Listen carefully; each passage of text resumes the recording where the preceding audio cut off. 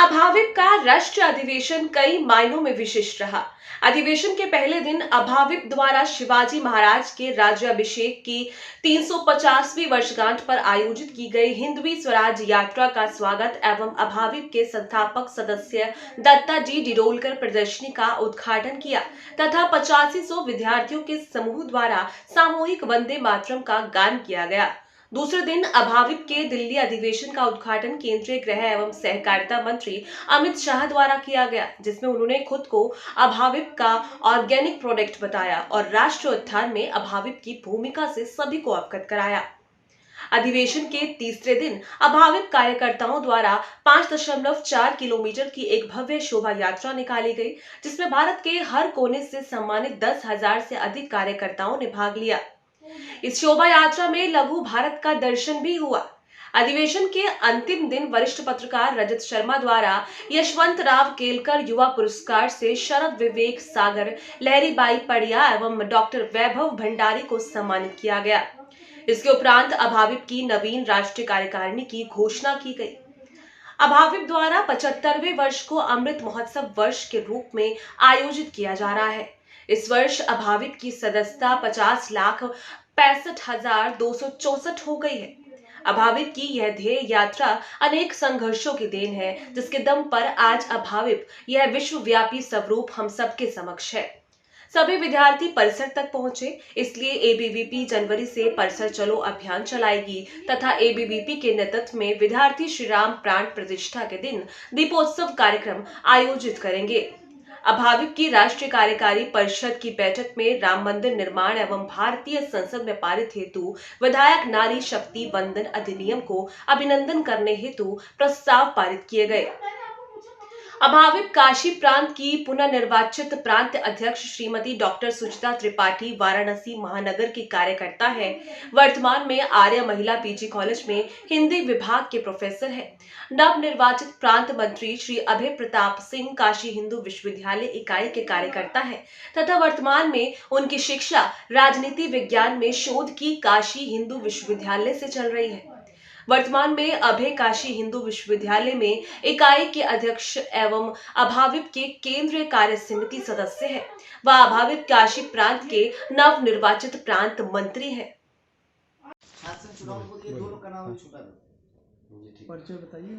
मेरा नाम अभय प्रताप सिंह है। मैं अखिल भारतीय विद्यार्थी परिषद काशी प्रांत का प्रांत मंत्री हूँ एवं काशी हिंदू विश्वविद्यालय में राजनीति विज्ञान विभाग का शोध छात्र हूँ। देखिए, अभी पिछले दिनों दिनांक 7 दिसंबर से 10 दिसंबर के बीच अखिल भारतीय विद्यार्थी परिषद का 69वां राष्ट्रीय अधिवेशन नई दिल्ली में संपन्न हुआ है। आज की यह प्रेस कॉन्फ्रेंस उसी के निमित्त, उसमें जो प्रस्ताव अपने पारित हुए, उसमें जो अपनी गतिविधियां हुई, उसमें जो आने वाले समय में हम अभियान लेने वाले हैं, उसकी जानकारी हेतु इस प्रेस कॉन्फ्रेंस को रखा गया है। देखिए, इस पूरे राष्ट्रीय अधिवेशन में देश भर से 10,000 प्रतिनिधियों ने हिस्सा लिया, जिसमें विद्यार्थी शिक्षक दोनों रहे और इसके साथ ही जो भारत के मित्र राष्ट्र जैसे नेपाल, बांग्लादेश, यहाँ से भी विद्यार्थी और अलग अलग सामाजिक संस्थाओं के लोगों ने इसमें शिरकत की।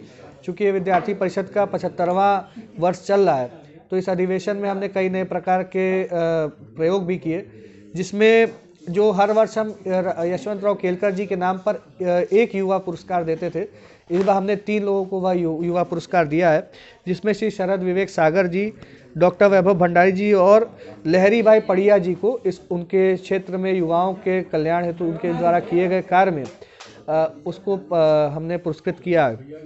साथ ही इस राष्ट्रीय अधिवेशन का उद्घाटन विद्यार्थी परिषद के पूर्व कार्यकर्ता वर्तमान में भारत के माननीय गृह मंत्री श्री अमित शाह जी द्वारा किया गया और उन्होंने अपने जो उनके अनुभव रहे विद्यार्थी परिषद में कार्य करने के, उसको साझा करते हुए आने वाले समय में विद्यार्थी किस प्रकार से समाज के और राष्ट्र की उन्नति में अपना योगदान दें, इसके लिए उन्होंने हम सभी का एक तरह से उत्साहवर्धन किया। इस राष्ट्रीय अधिवेशन में हमने कुल 6 प्रस्ताव पारित किए, जिसमें 4 प्रस्ताव जो थे वह कुछ मांगों को लेकर थे और 2 प्रस्ताव अभिनंदन प्रस्ताव थे। इसमें पहला प्रस्ताव था कि गुणवत्तापूर्ण शिक्षा एवं जीवन परिसर के लिए उठाए जाएं ठोस कदम, कि हम देख रहे हैं कि परिसरों से विद्यार्थी दूर जा रहे हैं और एडमिशन लेने के बाद विद्यार्थी परिसर नहीं आ रहे हैं। तो इसके लिए हमने अपील की है और हम भी इसको लेकर अभियान करेंगे कि विद्यार्थी भी परिसरों में आकर परिसर की जीवन शैली को समझें, परिसर के एक जो संस्कृति रहती है, परिसर का वातावरण रहता है, उसको समझें और व्यक्तित्व के विकास में अपने उसको योगदान की तरह लें।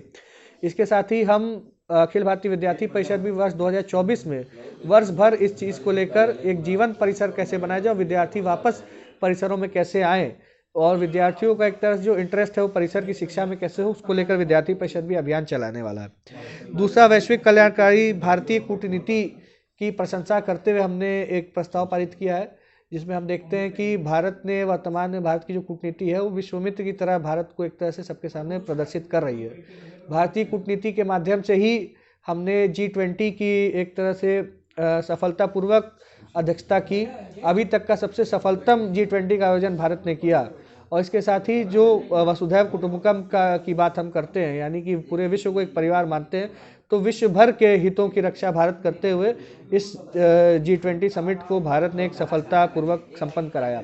इसके साथ ही हम देखते हैं कि विश्व में कहीं भी आपदा आती है, कहीं भी समस्या होती है, तो भारत उन चुनिंदा देशों में से रहता है जो उनकी मदद करने के लिए बिना किसी स्वार्थ के आगे बढ़ते हैं। हम देखें तुर्की, सीरिया जैसे देशों में भयानक भूकंप आया, वहाँ भारत ने अपनी तरफ से दवाइयाँ, सहायता, यहाँ तक कि बचाव दल भी भारत ने भेजा।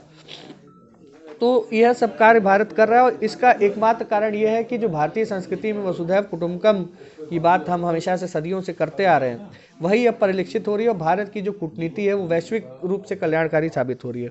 इसके साथ ही युवाओं की स्वस्थ जीवन शैली के लिए हमने एक प्रस्ताव पारित किया, जिसको लेकर कदम शैक्षिक संस्थान भी उठाएं, सरकारें भी उठाएं, युवा खुद भी इसको लेकर सजग हों कि उनके लिए, उनके स्वास्थ्य के लिए, उनके मानसिक के साथ साथ शारीरिक स्वास्थ्य के लिए क्या ऐसी कौन कौन सी चीज़ें हैं जो हानिकारक हैं। इसके साथ ही ऐसी कौन कौन सी चीज़ें वो कर सकते हैं जिससे उनका शारीरिक मानसिक स्वास्थ्य एक तरह से ठीक रहे। तो इसको लेकर भी हमने एक प्रस्ताव दिया है। दूसरा, विवेकशील विकास हेतु पर्यावरण संतुलन आवश्यक है। हम देख रहे हैं कि पर्यावरण में असंतुलन वर्तमान समय में कई जगह दुनिया भर में हमको देखने को मिल रहा है। कहीं सूखा पड़ रहा है, कहीं पहाड़ टूट रहे हैं, कहीं बाढ़ आ रही है। परंतु यह सब कुछ क्यों हो रहा है? ये मानवीय गलती के कारण ही कहीं ना कहीं एक बड़े लेवल पर होता है। भारत में भी हम देखते हैं कि पर्यावरण संतुलन और विकास में कहीं ना कहीं अभी भिन्नता आ रही है। हम जैसे देखते हैं कि देश भर में कभी केरल में भी हम देखते हैं कि भारी बारिश के कारण बाढ़ आ जाती है या वहाँ भी भूस्खलन होता है। हम कर्नाटक जैसे एक विकसित बेंगलोर जैसे शहर में देखते हैं कि वहाँ पर बाढ़ आ जाती है एक दिन की बारिश में। हिमाचल प्रदेश में हम देखते हैं कि बड़े पैमाने पर भूस्खलन होता है, पहाड़ टूटते हैं। तो कहीं ना कहीं पर्यावरणीय असंतुलन जो हो रहा है मानवीय गतिविधियों के कारण हो रहा है। तो हमने यह प्रस्ताव पारित किया है कि ये जो विकास की जो एक भारतीय अवधारणा रही है कि हम सभी के हित को, मतलब जितने भी जल, जंगल, जमीन, जानवर जो भी हैं, उन सभी को, उनके हित को देखते हुए ही अपना विकास करें। तो उसी अवधारणा पर कार्य करते हुए पर्यावरण का संतुलन बनाते हुए ही हम विकास को आगे बढ़ाएं। इसके साथ ही एक अभिनंदन के प्रस्ताव हमने पारित किए हैं, जिसमें राम मंदिर निर्माण, जो कि कई 100 वर्षों की, सदियों की एक तरह से संघर्ष के पश्चात राम मंदिर का निर्माण हो रहा है।